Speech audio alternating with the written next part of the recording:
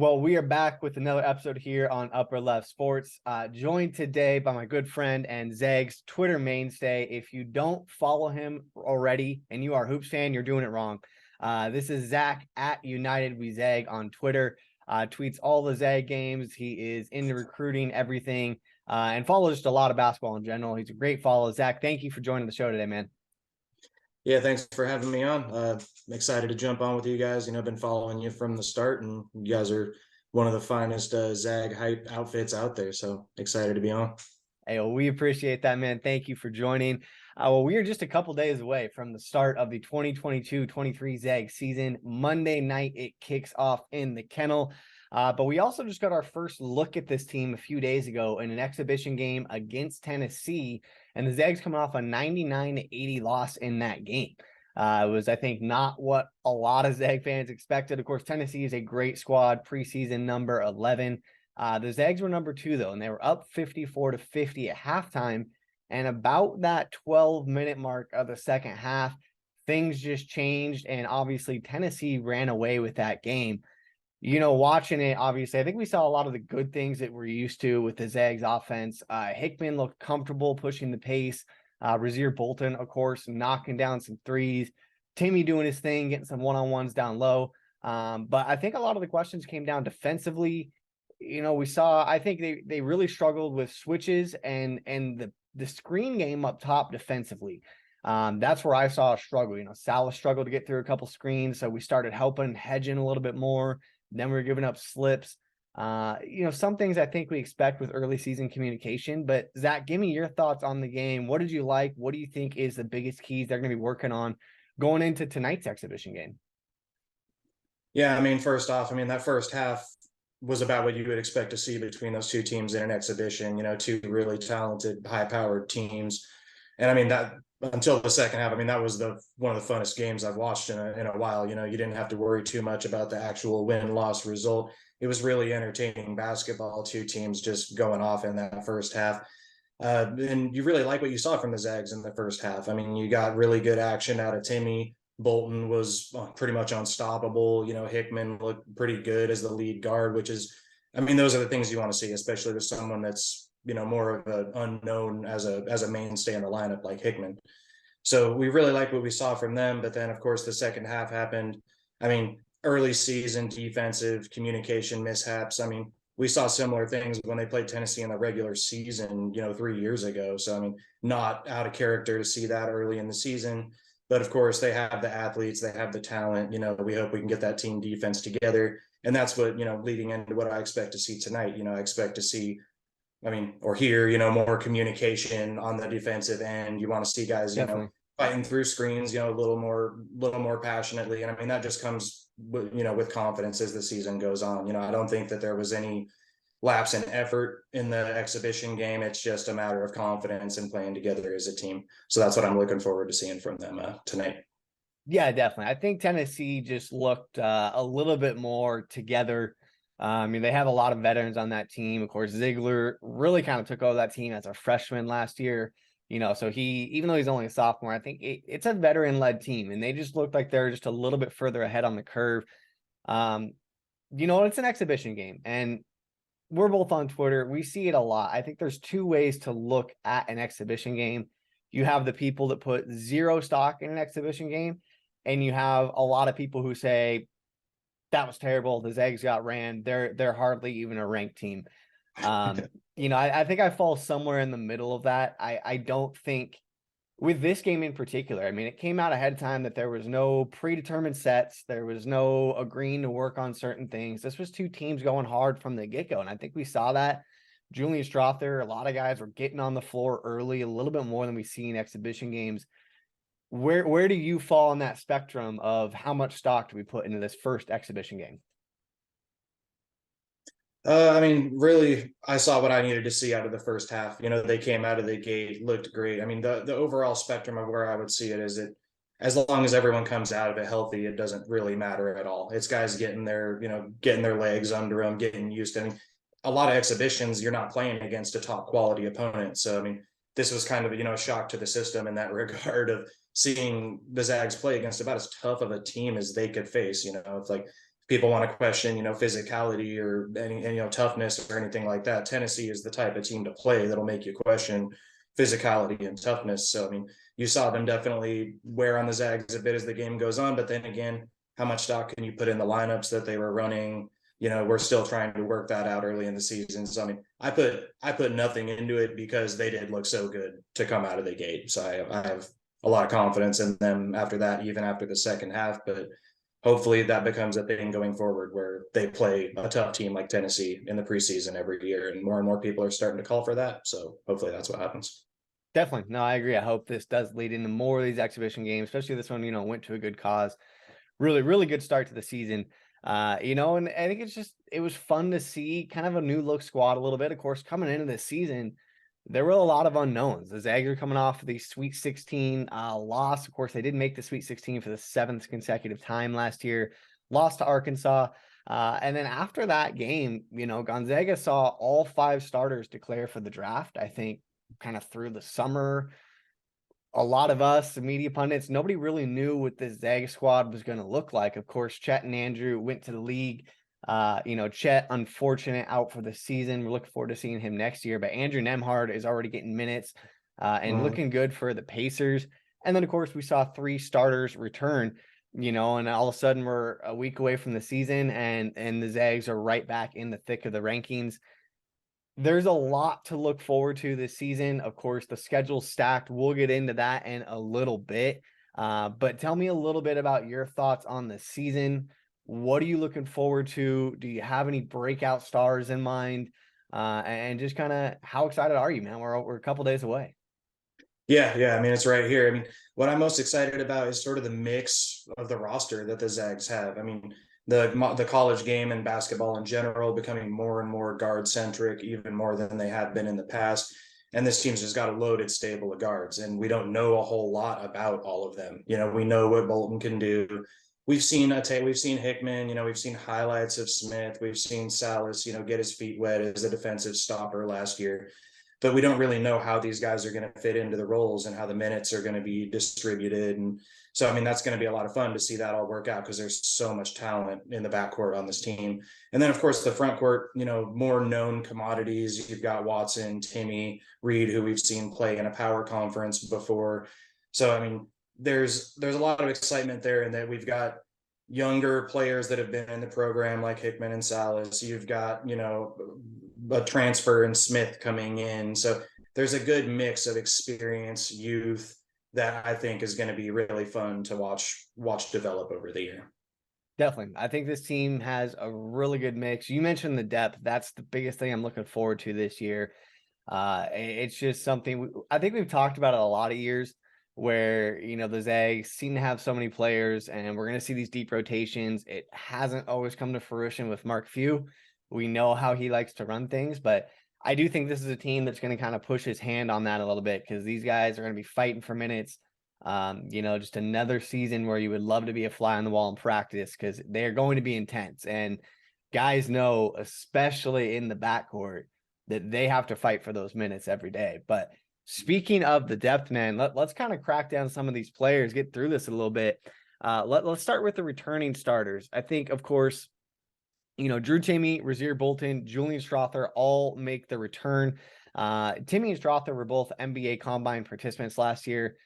We saw Timme obviously really expand his game. I think a lot of people thought for sure he wasn't coming back after his good showing. I think he had like 34 points in 2 games, I believe it was. So, some really, really good things we saw there. Bolton was the only one that didn't get the Combine invite, but of course, a huge contributor to last year's success. I mean, he averaged 11 points a game. He took a huge jump in his 3-point shooting. His 3 years prior to Gonzaga, he was mid 30% 3-point shooter. Came out last year, shot 46%. Starts this year on the Jerry West Award preseason watch list for shooting guard out of the year. Zach, what are your thoughts on Rasir this year?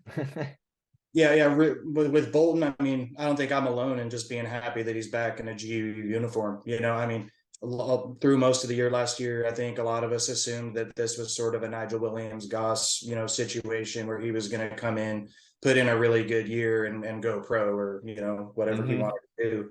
And, he definitely panned out last year. He had a great year for the team, but, without the combine invite and, the advancement of NIL, it made a little more sense for him to come back. And I mean, he's going to be a huge contributor on this team. I mean, his overall shooting percentage has gone up every year that he's been in college across 3 different stops. His 3-point percentage made that huge jump, like you said, up to 46% last year. I mean, he can do it all. I think that what makes him unique, I mean, we know he can shoot the 3. We know that he can get to the rim and transition with just almost unbelievable speed with the ball at times. But what really makes him unique in this roster is that he's confident and able in the mid range. Hmm. He can get buckets off schedule, and I hate to use the term like bucket getter, but I mean that's pretty much what Bolton is. I mean, we know that he can shoot on Yeah, schedule with catch and shoots, but he can go find some space in the mid range and get a quality shot up, which you're going to need if you're going to go deep into the tournament and if you're going to be playing these tough teams early in the season. The Zags offense over the last few years that they've been so highly rated in the metrics, they are so good at generating open threes and shots at the rim. But you yep, play a great team. I mean, look at the Duke game last year, Alabama last year. You're just not going to get those as much as you will against a lot of the college basketball schedule. So you've got to be able to score off schedule, fill in those blanks, so to speak. And I think that that's where Rasheer is going to be indispensable to this team. I mean, there's other guys that can do these things, but I think Rasheer will give them the confidence to do it because he'll lead by example in that regard. And he's so good at it. definitely. No, you mentioned leading by example. You ended with that. That's, I think, one of the biggest things I'm looking forward to with Bolton. He is such a veteran leader and a good presence for this team. He does all of the little things as well. Yeah. You watch him defensively, what he does. He is always on the ball. He stays in defenders' pockets. He fights over those screens. And that's just what, when we're coming into a year like this, where you're getting a lot of young guys coming into the fold, a veteran leader like that really, really does a ton for a team like this. So much like you said, man, myself, everybody else, I know we're excited to have him back. He's a great member of the community here in Spokane as well. So looking forward to him to having one last run, a big year. Julian Strother as well as a backcourt mate with him, returns for his junior year. Coming off a season where he averaged just under 12 points a game, honorable WCC mention last year as well. We saw him make 3 threes in 9 different games last year. He was also third leading rebounder on the team, averaging over 5 a game. I thought he was really looking to, he was finding his stride before the tournament. I was really excited for what he was going to do. And obviously, I know things didn't shake out the way he wanted. He had a little bit of a rough tournament, but went on to the combine, had good measurables, looked good. I thought, hey, maybe that's it. A little unfortunate. He's kind of going out on a bad turning run. But much to, everyone's, I don't want to say surprised, but we're all happy about it. He obviously decided to return and enters the year on the Julius Erving Award preseason watch list for small forward of the year. I loved what I saw out of him in the Tennessee game. I mentioned it already, but his energy he came out with, I thought was just fantastic. He was hitting on the floor defensively.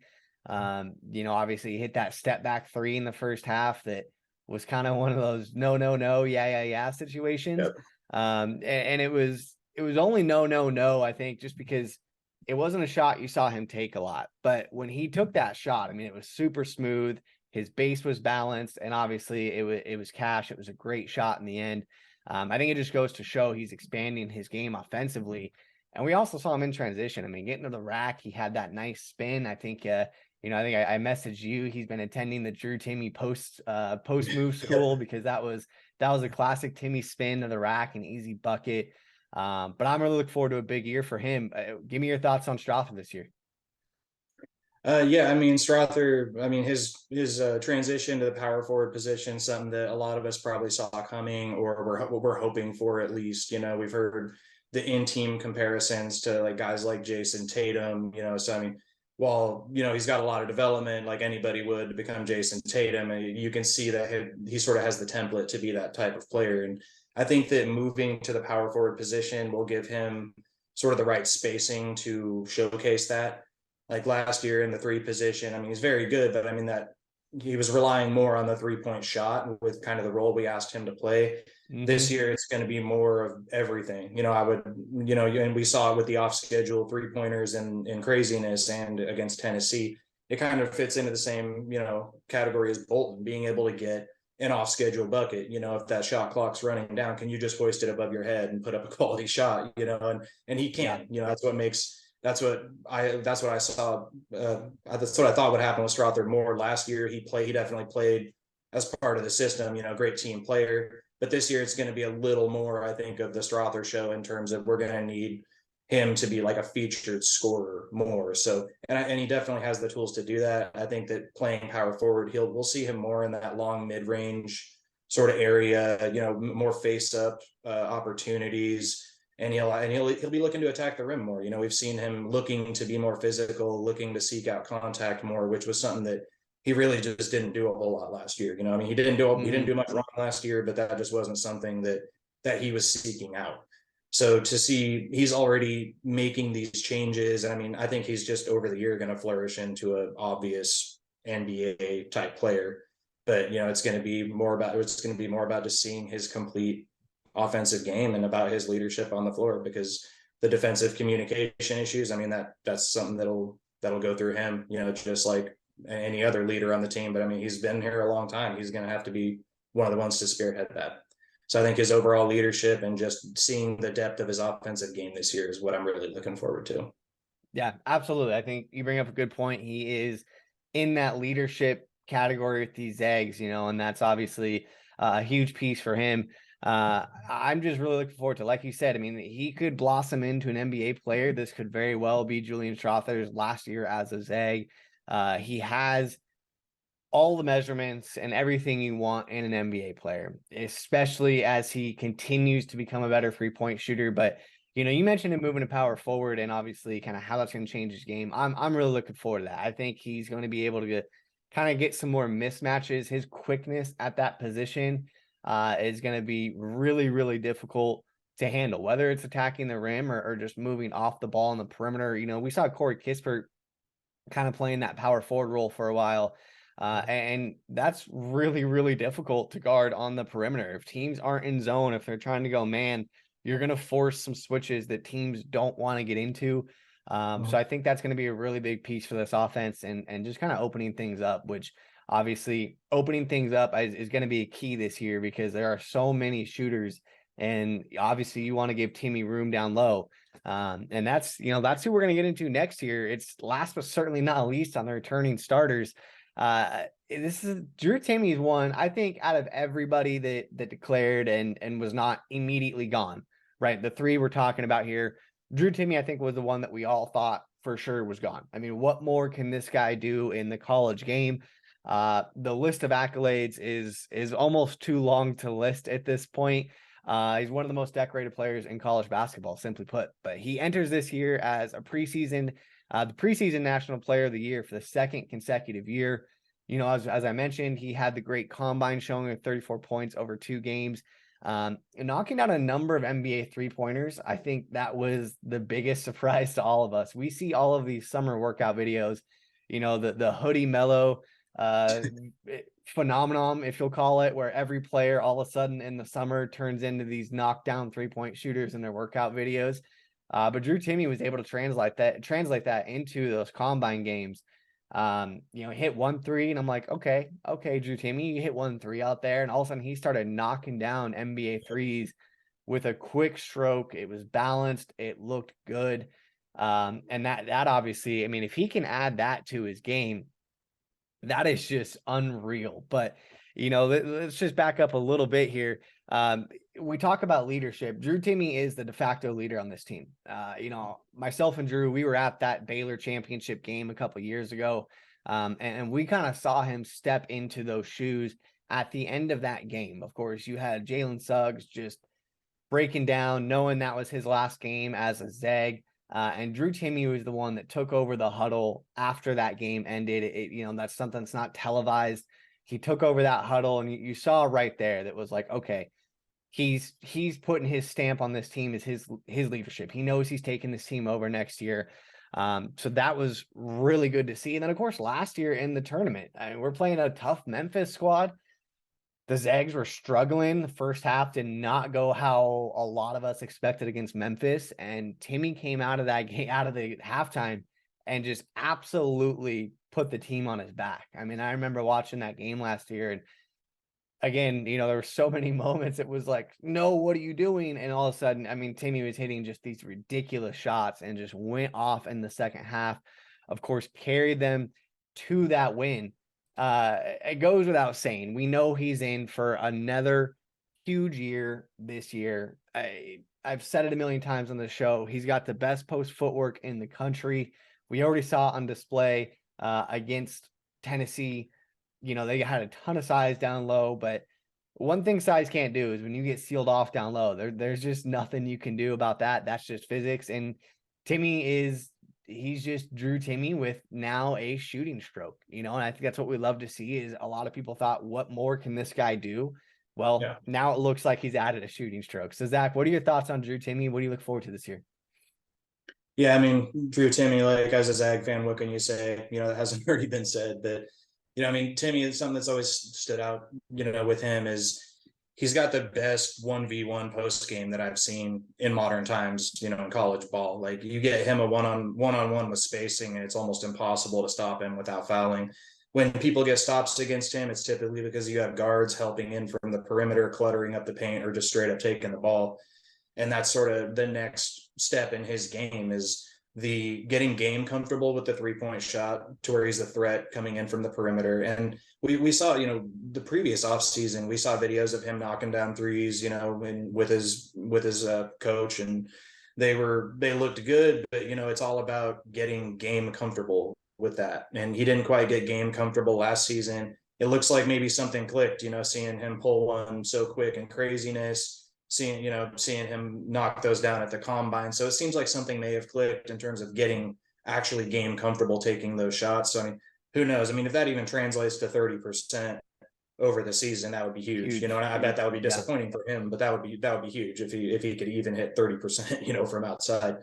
And then it also comes with people sagging on him because he's so good in the post. And we saw it against Tennessee. Guards want to come in and just take the ball. They just want to come in and grab it, distract him, do whatever they can, so that the shooters are going to be huge. The perimeter shooting on this team is going to be absolutely everything in terms of how far they can go offensively.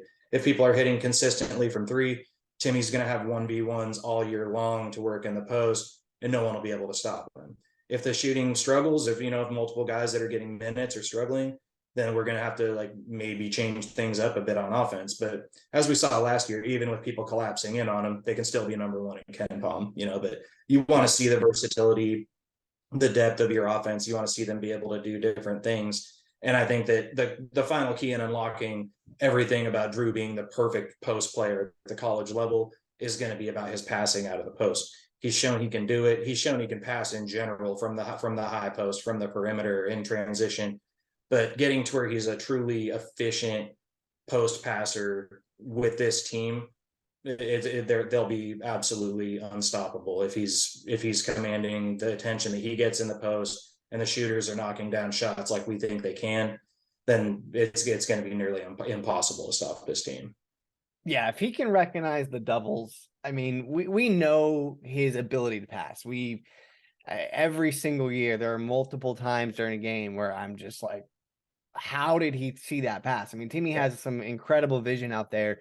But I think a lot of it is, like you said, recognizing the doubles, because it's easy to get a little tunnel vision down low when you're so skilled, because know that, you're just waiting for that defender to get offside on one hip or the other, and you can spin the other way. So it's a little easy to get tunnel vision on that. If he can recognize those doubles and, like you said, be an efficient passer, that is just a huge step that will really make him unguardable.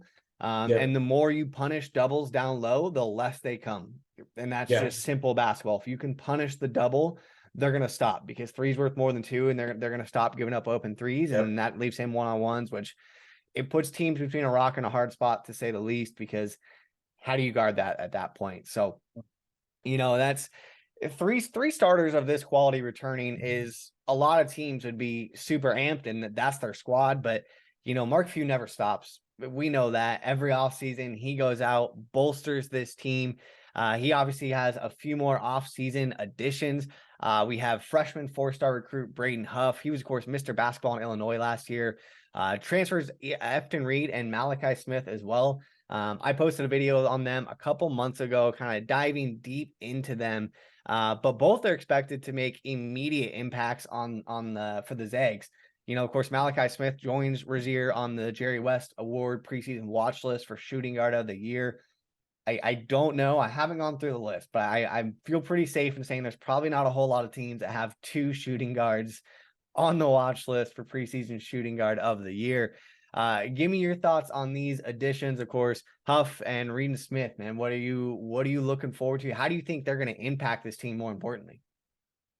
Yeah, I mean, just going in order of, minutes played at the college level so far. I mean, you got Smith, who's, I mean, what a hit for the Zags in recruiting as a guy who Absolutely. can score at all 3 levels. He's strong. He's got speed. I mean, I think that his biggest asset to the Zags this year is just going to be the ability to blow the lid off of a defense by being able to, I mean, the guy can drill NBA range threes confidently, off the dribble or off the catch. So, I mean, there's not many shooters like that in college basketball that are that confident with it. And we've already seen it a little bit from him, especially at Craziness. He can pull up at any point. He can, shoot within the offense off the catch. So, I mean, being able to do that as well as getting to the rim is huge. But I mean, with what we saw last year, I mean, we just want guys that we want guards that are going to take the lid off of that defense and make people respect the perimeter. And I mean, everything else he can do, he's a complete offensive player, but I mean, everything else he can do is just icing on the cake in that regard, because he's a pretty solid 2-way player that I think is going to help them in a lot of ways, leadership, man, in terms of what they do on the court. And then after him, you got Efton Reed transferring in from LSU. Put up modest numbers and not a whole lot of usage over there so far, but I mean he looks like he's going to be the Zags' primary option as a rim defender, as a rim protector, and as a defender overall. He's gonna be a big asset to them in the post. Overall, though, I mean, I expect him to see sort of limited usage this season, but that's just going to be because there's so much talent in the post on this team, including Yeah. Watson, who we haven't even really mentioned yet on this, who's going to be a big time player for this team this year. So yeah, Reed, I think, will be a big defensive role player, is kind of how we'll see him this year. And then Braden Huff, I mean, he's only played high school ball so far. We haven't seen him in a college uniform yet, but I mean, getting super excited over watching highlight videos of him over the months. I mean, you could convince me this guy's sort of a Timmy 2.0 as a lefty. He's really committed to the footwork inside. You can tell that he's put a lot of work into it. He also has a mid-range game and he seems confident. I mean, I don't know what his overall raw numbers were shooting the 3, but the shots I saw look pretty good in those highlight tapes. Yeah. So, I mean, that's definitely encouraging to see that they've got someone that can develop in the system and is probably going to become a star for them. And if they need him this year, he's probably ready to step in and help. So that's pretty encouraging to see that they're getting the transfers that are going to help out a lot, and then the incoming freshmen as well. Definitely. I mean, if I remember correctly on Huff's high school stats, I believe he was over 40% from 3. It's really not shocking when you see him shoot the ball, but I'm excited for him. It's just maybe not as much this year just with how stacked this team is. Obviously he's going to develop, but I think he is that perfect Zag. I think he just really fits in. And I think a lot of people worry when we don't see these huge recruiting classes, but what the Zags have always done well is they find players and go after players who fit their system. The Zags are a family on the court, they're a family off the court. And they really look for guys that match those values. I think Huff does that. And like you mentioned, his footwork down low. And what better big to come into college as a skilled big already, and then to be able to learn from, Drew Timme as well. That's just, you can't really ask for much more at all on that. So looking forward to big things from him and Efton Reed, like you said, Malachi Smith. These are huge players that are going to come in. Malachi Smith, of course, last year SoCon Player of the Year.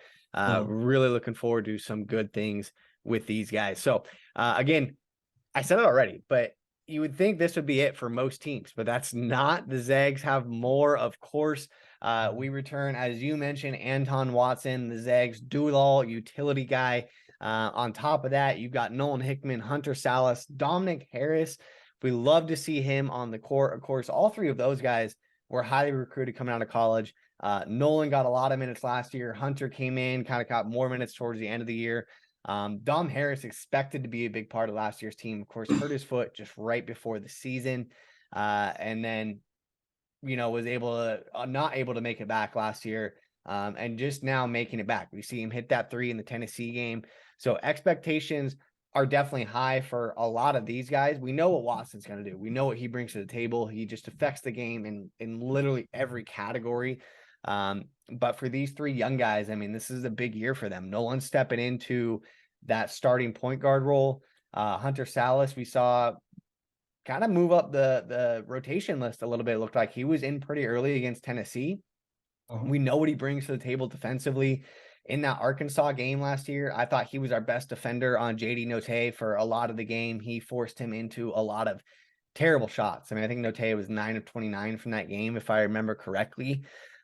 So obviously and that's with Hunter Salas. And let's not forget, Joel Ayai said that Dom Harris may be the best individual defender on that team. Of course, that was a couple of years ago when Ayai was still here. But there's a lot to look forward to, man. What are you looking forward to out of these additional returners? Yeah, these 3 guys are sort of like the mysterious fan favorite group. They've all been in the program for at least a year. We've seen a taste, of what like Hickman and Salas can do. I mean, Harris too, but I mean, we've never really seen him have the chance to get going and, get into the flow of things and on the, in games. But I mean, with Salas, I mean, he was like your consummate stopper last season, such an active on-ball defender. You can tell the guy's committed to, being a team player in every sense. So, I mean, he's absolutely the kind of guy you want out there.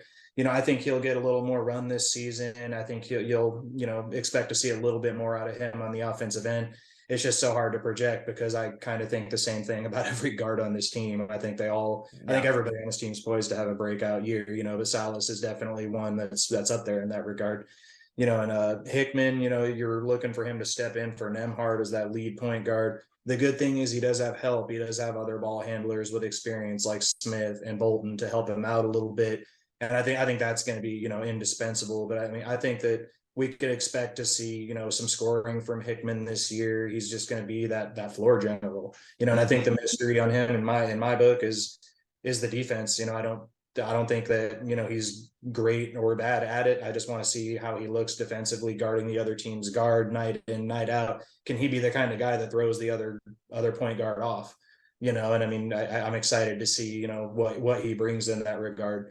And then, Harris, I mean, this guy's the ultimate fan favorite. I mean, you could argue this program is way better off because of him and his recruiting efforts, Absolutely. And he's just the ultimate Zag, the ultimate team guy, and I think that everyone watching this, everyone, that we chat with on Twitter wants pretty much nothing more from a personal production standpoint than to see Harris, break into the rotation and enjoy it. You just want to see him play, with all the time he's put in and the injuries he suffered. You just want to see him get out there and have fun, so I think that he'll do that. I think we'll see, the good side of Harris this year more and more as the year goes on. Of course, he's going to have to work into it coming off that injury. But I think with all 3 of these guys that, it's interesting to bucket them together because like, not only are they, like I said, like those younger guys that are waiting to break out that have been in the system, but also we need, as we started off with the Tennessee game, like we need team defense and communication. We have good individual defenders. We know that. I think that with these 3 guys, Salas, Hickman, Harris, there's only so many minutes to go around. And I think that the ones that get the most are going to be the ones that fit in the best on the team defensively. They're going to be the ones that are communicating and being good team defensive players. Because I mean, it's not like that's going to hinder anything else that they do. We know what they are otherwise. We know that they can score. We know what they're capable of. It's just going to be the one that's on the court and gets to show that scoring ability off the most is going to be the one or ones that commit the most on the defensive end in a team regard.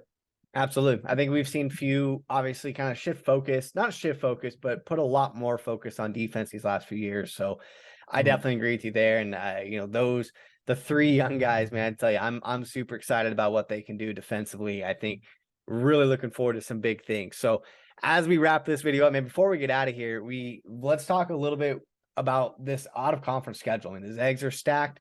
Obviously we're going to go through and do game previews for the big games this year. So we'll really break these games down. But the Zags, of course, have return trips to number 20, Alabama, number 12, Texas, a neutral site game against number 5, Baylor. Of course, a neutral site game, quotes, against number 4, UK, Kentucky here in Spokane, since Calipari refuses to play in the Kennel. And the Zags, of course, will be in the PK 85 tournament as well. It's incredible to see how far they've come, just being able to schedule these games here. And obviously the Kentucky game turned into a 6-game series. So, we're running out of time here, so we'll keep this portion quick. But Zach, give me your quick notes on the schedule. What game are you most looking forward to on this out of conference schedule? Yeah, I mean, I'll keep it quick if I can. I mean, first off, that 6-year deal with Kentucky, like what a treat. I mean, I saw they announced that as a 2-year deal at first, and I just saw they expanded to 6. I mean, that's a dream. Hopefully that turns into a good rivalry with a lot of good basketball, over the next half decade or so. Then you got, I mean, really all these games are huge. The potential game with Duke, Michigan State on the aircraft carrier, just the types of games they're getting and the opponents, A plus, there's multiple stretches of 3 power conference teams that they're going to have to face. And I mean, I would say, like, outside of the obvious ones, I mean, I would go with Alabama. I mean, a return game that they lost last year. It's not a road game. It's neutral, but it's close to being a road game. And then, of course, Texas. I mean, I really want to see, with Texas being a true road game, how this team responds in hostile environments, how they play on the road. It's not the end all be all, but I mean, that would be pretty encouraging if right off the bat in the season they go and look good at Texas. So I really want to see how they do in every big game. But I mean, I would highlight Alabama and Texas as ones that aren't as big of brand names that I think are going to be huge games for them. Absolutely. I think, you mentioned the hostile environment. I think that is always a huge indicator for teams.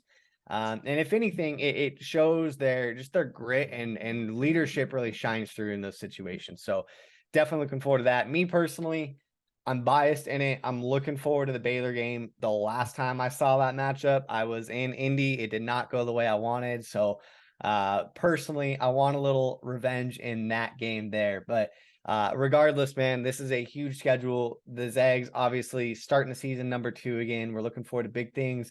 We're going to know a lot about this team in the first month and a half of the season. And I think that's what we love about Gonzaga basketball, is there is not really a wait and see. Mark Few throws them into the fire. We get 1 or 2 warm-up games, and then it's into these huge nationally covered games that we all love to watch. But man, days away. Monday night, 2022-2023 season kicks off. If you don't follow Zach on Twitter, make sure to check the description on the video here. I'll drop the link to his Twitter. And of course, if you are new to our channel, please drop us a subscription on YouTube. They're free for you. They help us out a ton, and you just see the videos as they come up. We'll be pumping out videos as we get through the season here. Hopefully we can have Zach back on the show. But again, the long off season is done. Monday night, the new season, Gonzaga basketball will start, and we are ready to go.